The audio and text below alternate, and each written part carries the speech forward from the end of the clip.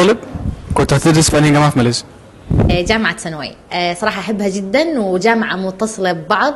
حرفيا تمشي في جسر يوديك للمول، للجامعة، للمستشفى، لأي مكان أنت داخل، يعني حرفيا داخل سنوي. الصراحة لو هعيد دراسة تاني في تي ام، الجو العام في تي ام بيساعد على الدراسة. الجامعة فيها فاسيلتيز رهيبة والكوميونتي فيها رهيب جدا، زائد ان هي ارخص من كولامبور معيشة وجميلة. جامعة ثانوي لأنها ترتيبها كويس جدا، 539 على العالم. التخصصات اللي فيها كويسة متميزة، عندها شركات مع لينكستر، البيئة اللي هي فيها كويسة جدا، المنطقة ممتازة.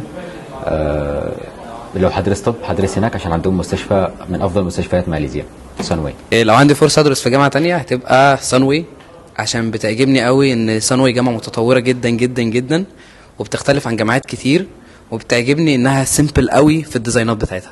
سؤال صعب شوية بس تيلورز، يعني تيلورز لأن الكامبس نفسه حلو قوي، الليك هناك يعني لو رحت هناك هتعرف